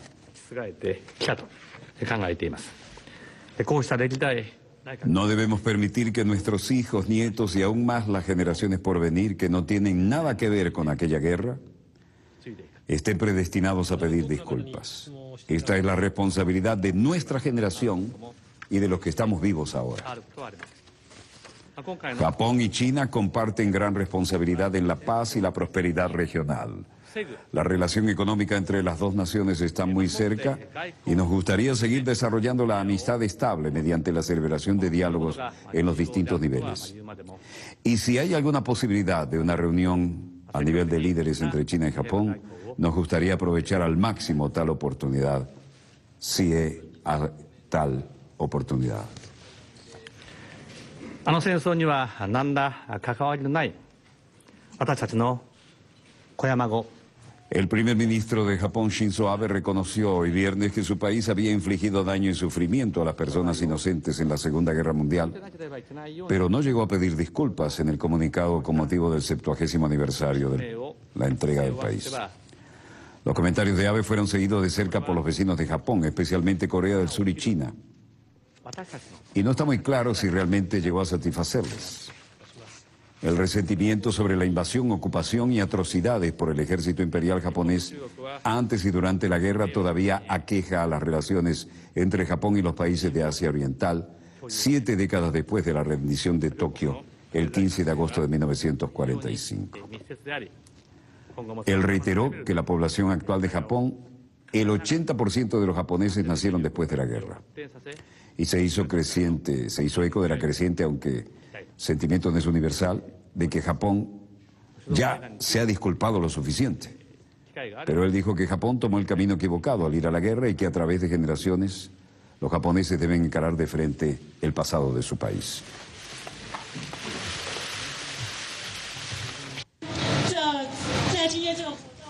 Mientras tanto, en Taiwán, en Taipei, un memorial delante de las oficinas de intereses comerciales de Japón. Juan Shulin, presidenta de la Fundación Taiwán de Mujeres Rescatadas. Esto recuerda la cantidad, centenares de miles de mujeres que fueron utilizadas como esclavas sexuales por las fuerzas. Las mujeres del confort, le llamaban. Fueron usadas como esclavas sexuales para las necesidades del ejército japonés. Y aquí la dama dice, el primer ministro de Japón dio un discurso de hoy a las 5. Ha pedido disculpas por el daño causado por la guerra, pero todavía se regona a reconocer el tema de la culpabilidad de los militares japoneses frente a aquellas mujeres que sirvieron para su confort sexual. ¿Y dónde quedaron los derechos humanos? Vamos a seguir para enfatizar, vamos a dejar Taiwán. Hay sociedades que todavía tienen sus marcas. Mujeres que sufrieron lo indecible. Y esto no puede quedarse así.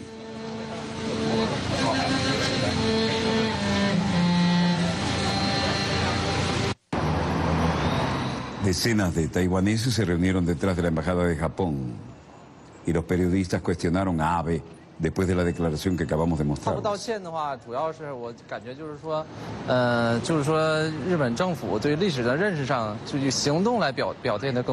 En cuanto a las disculpas de Abe, creo que el gobierno japonés debe actuar más para demostrar su reconocimiento de la historia, y debido a que las disculpas son solo un aspecto. Otros aspectos es que hay libros de texto y muchos otros temas que hay que modificar. Si el pueblo japonés pudo formar un valor, los jóvenes deben tener la historia correcta. Tienen que mejorar la relación entre Japón y los otros países asiáticos que han sido heridos por la ocupación japonesa, como Corea del Sur, Corea del Norte y China. Si van a minimizar el daño, la acción tiene que ser más importante.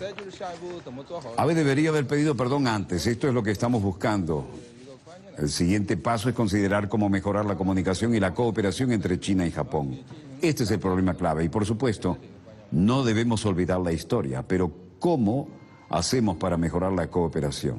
Creo que este es el problema clave. Después que Abe declaró su actitud, su posición, ¿tomar alguna acción? ¿Y en China, el presidente Xi estaría dispuesto a mejorar las relaciones entre China y Japón? Hay muchas heridas abiertas todavía y China ignora el gesto de Abe y exige de nuevo que pida un sincero perdón.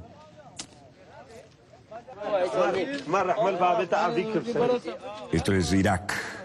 Majar Jaraf al-Din. La zona de los kurdos al norte. Shirgen Kasingalaf, hija de una víctima. Kasingalaf dice que el comité de genocidio encontró estas tumbas y pidió un examen médico para identificar los cuerpos, los cadáveres, y averiguar si pertenecen a nuestras tribus o no. Como resultado de ello, parece que fue de la nuestra y los trajeron aquí hoy. En aquel entonces los trajeron aquí, los condenaron a morir a todos y los transformaron en mártires. El problema de los kurdos, ¿recuerdan lo que les decíamos siempre? Chiitas al sur, sunitas al centro, kurdos al norte. Ahora la historia sale de las tumbas. La cantidad de kurdos que fueron masacrados. Diputado kurdo al Parlamento iraquí, Vian Dahil Yazidi, decía: estas fosas comunes han sido descubiertas en las zonas liberadas. Esto a través de procedimientos oficiales y gubernamentales legales. Los restos de 67 cuerpos fueron enterrados en una ceremonia que ahora sí es adecuada, digna y oficial, en el santo Sheref Adin como santuario.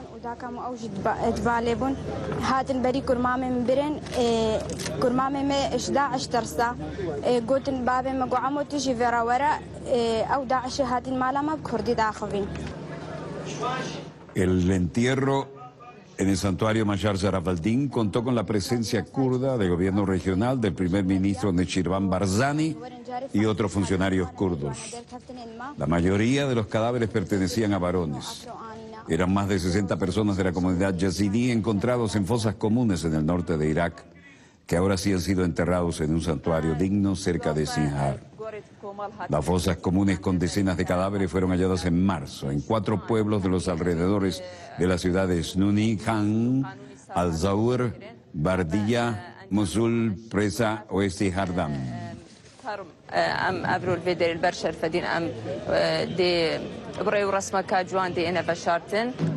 Las autoridades dicen que las víctimas fueron capturadas en Sinjar y en Znuni el 6 de agosto de 2014, cuando militantes del Estado Islámico se hicieron cargo de la ciudad.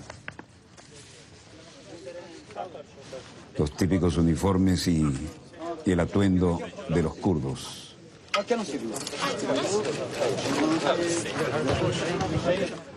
Hay que recordar lo que siempre he dicho aquí porque fue un testimonio personal, ¿no? Estuve en la zona de los kurdos cuando estaba Saddam Hussein. Tenían derecho a su propio parlamento regional, sus propias escuelas, su idioma, sus medios de comunicación, radioeléctricos e impresos. Se fue Saddam Hussein y los masacraron otra vez. Y este monumento es inconfundible. Esto es el centro de Bagdad.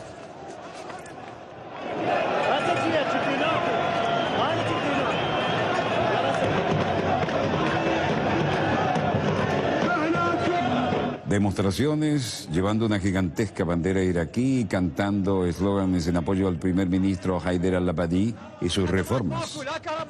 Hajim dice: no hay servicio de salud, no hay electricidad, no hay agua. Demasiadas personas están en el paro, no tenemos escuelas propias o sistemas de educación propio. Esto es como vivir en el infierno y queremos cambios y los queremos ahora. Queremos despedir a este gobierno porque si este gobierno continúa, no habrá ni siquiera los servicios más elementales para tener una vida.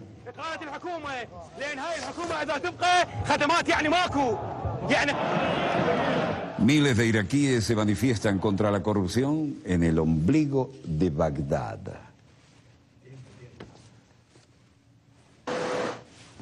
Mientras tanto, en Europa, en Bruselas, las noticias son otras, obviamente, y las preocupaciones diferentes. El ministro de Hacienda francés, Michel Sapin, hacía algunas declaraciones hoy en Bruselas.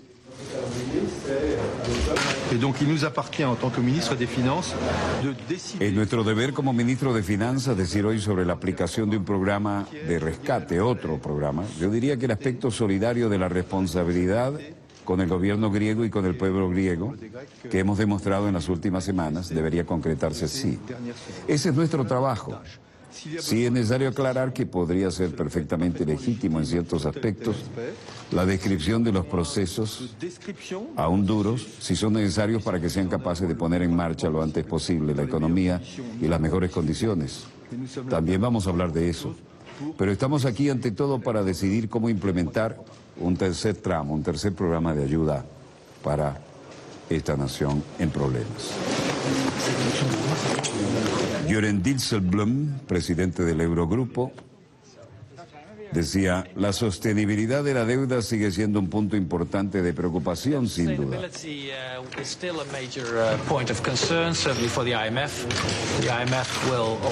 Esto para el Fondo Monetario Internacional y también se verá en eso, y vamos a ver de cerca en octubre, y espero que podamos asegurarnos de que es sostenible esta iniciativa para entonces, que se emitan garantías adicionales si es necesario para que el Fondo Monetario Internacional pueda venir y actuar, porque es muy importante para nosotros solucionar los temas de estos países en crisis. Pierre Gramegna, ministro de Hacienda de Luxemburgo, también declaraba, y por supuesto, esto tiene que ver con el drama de nunca acabar, ¿no? Para ver cómo sacan a Grecia de esta tragedia. Le troisième paquet sera agréé, si c'est ce que nous allons décider cet après-midi, c'est ce que je souhaite. Una vez que el tercer paquete se acuerde, y espero que vamos a decidir hoy sobre este punto, vamos a tener un par de semanas para ver cómo Grecia puede alcanzar sus objetivos. Sabemos que el Fondo Monetario Internacional está exigiendo o solicitando que reestructuremos la deuda. La reestructuración de la deuda no se descarta, está formalmente prevista en el compromiso del 12 de julio. De manera que vamos a trabajar en esa dirección. Pour discuter de ce sujet de la restructuration que nous avons voulu.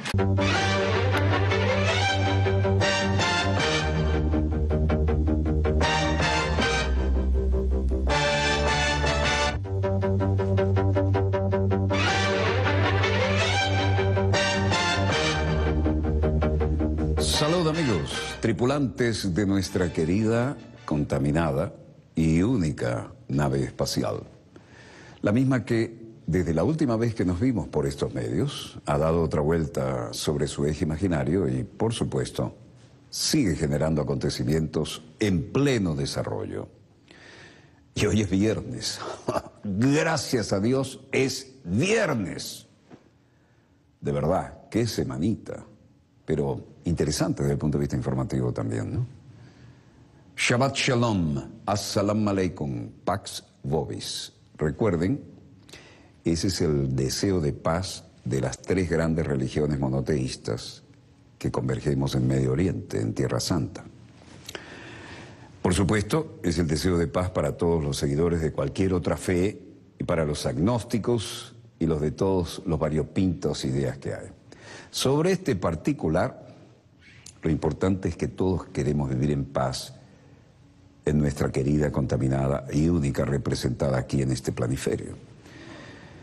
Y la noticia de hoy fue esperada por más de medio siglo. 54 años para que, desde el punto de vista de Washington, volviera a izarse una bandera de las barras y las estrellas en la que ya no es la sede de la oficina de intereses, sino la embajada de los Estados Unidos de Norteamérica. Y por supuesto, en absoluta reciprocidad y simetría y simultaneidad, se reabre la embajada de la hermana República de Cuba en Washington. De manera que hoy la noticia es muy grata para la patria grande latinoamericana y caribeña, si es que vamos a extrapolar todo lo positivo que promete esto. Algunos mal pensados decimos, bueno, ahora solucionan el tema Cuba y vienen por la República Bolivariana de Venezuela. Algunos dicen que somos pesimistas, algunos le llamamos realpolitik, porque la realidad supera al mejor libretista. Y desde luego, en materia de política internacional, todos los días vemos cosas que antes parecían impensadas, ¿no? Cualquiera sea el caso, sin anestesia, sin girar el mapa, veamos los acontecimientos en pleno desarrollo.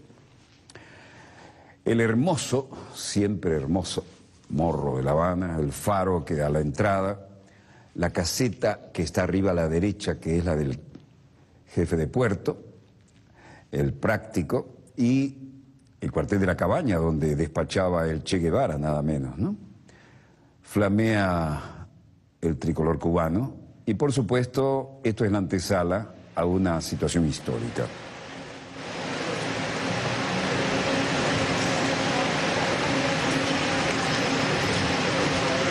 John Kerry se hizo presente en La Habana, 54 años, lo que duró la ruptura diplomática entre ambos países durante ese tiempo. Tuvieron un punto de vista, incluso estuvimos cerca de una confrontación nuclear, ¿no? Hubo también un intento de invasión, muchos éxodos, y floreció la retórica más hostil. Y ahora tenemos al secretario de Estado y al canciller de la Armada República a partir de un conflicto. A las 9:25, Kerry se reunió con el ministro de Relaciones Exteriores de Suiza, Didier Buchhalter, en La Habana. A las 9:45 presidió la ceremonia de izado de la bandera en la embajada, en La Habana, ahora sí embajada. Y a las 10:30 se reunió con el arzobispo de La Habana, el cardenal Jaime Lucas Ortega Alamino. Y lo importante aquí, esta reunión con el ministro de Relaciones Exteriores, ¿no? Eduardo Rodríguez Parrilla, en La Habana. Esto fue a las 11:10, 11:11 minutos. Kerry sostuvo una reunión con la prensa y el ministro Rodríguez. A las 4:20 presidió la ceremonia de izado de la bandera en la residencia del jefe de misión en La Habana. Y a las 4:35 participó en una recepción tras la ceremonia del izado de las banderas en la residencia de la ahora embajada. John Kerry estaba acompañado por Bruce Andrews, secretario adjunto del Departamento de Comercio, Karen Bass, representante, Sarah Blum-Raskin, secretaria adjunta del Departamento del Tesoro, senadores, representantes, Roberta Jacobson, secretaria de Estado para Asuntos del Hemisferio Occidental. Un elemento interesante, ¿no? Pero la bandera vuelve a ondear, y la reciprocidad es que la bandera cubana vuelve a ondear en la representación diplomática en Washington.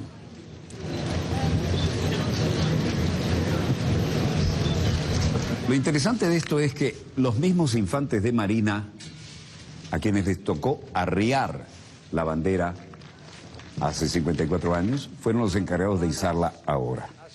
Hacerla saber al resto del mundo que nos deseamos lo mejor los unos a los otros.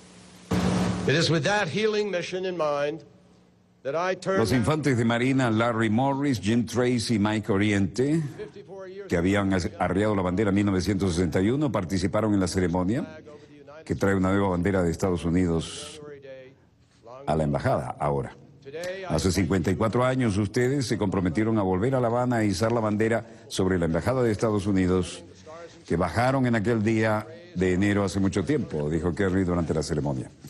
Hoy los invito en nombre del presidente Obama y el pueblo estadounidense a cumplir esa promesa mediante la presentación de la bandera de las barras y las estrellas, y serán izadas por miembros de nuestro destacamento militar, Larry, Jim y Mike. Esta es su señal para cumplir con la palabra, que haría que cualquier diplomático se sintiera orgulloso en este momento, igual que lo harían como cualquier miembro de la Infantería de Marina de Estados Unidos. Promesa hecha, promesa cumplida, afirmó Kerry.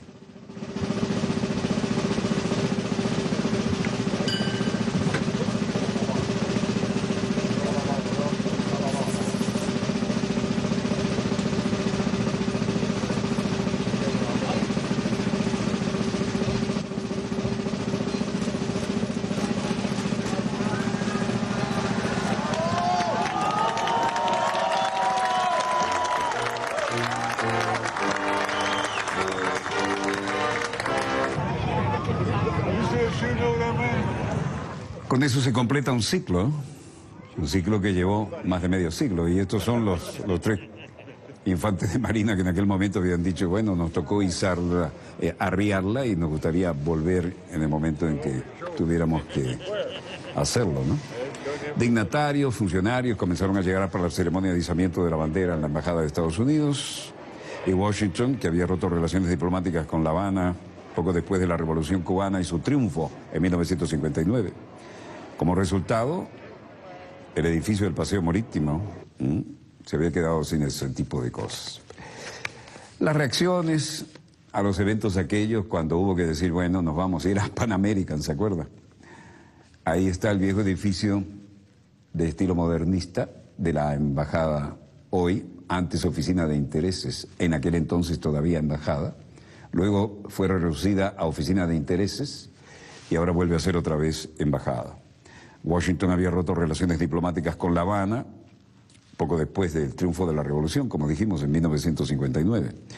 Como resultado, en el malecón, el edificio de 7 pisos estaba cerrado desde 1961 hasta 1977, y en 1977 fue abierto como oficina de intereses.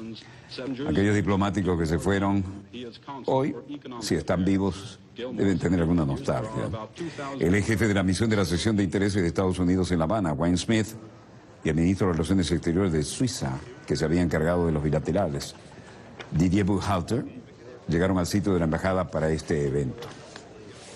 Kerry, el primer secretario de Estado en visitar a Cuba en 70 años, estuvo acompañado por asesores, miembros del Congreso y los tres infantes de Marina que habían arriado la bandera en enero de 1961. Personalidades de todo tipo llegaron allí, y algunos más conspicuos que otros, pero en cualquier caso, el criterio era el mismo.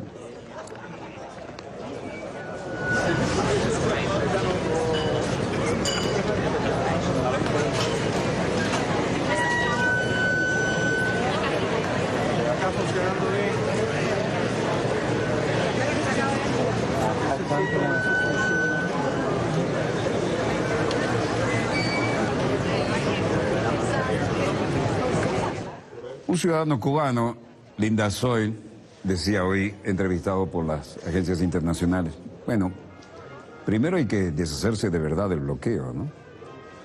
Hay que poner fin al bloqueo y después que nos devuelvan la base naval de Guantánamo, que es nuestra y debe volver a nosotros. Bueno, eso ya no estaba precisamente en la agenda, pero siempre es el deseo latente e incumplido de cualquier cubano bien nacido.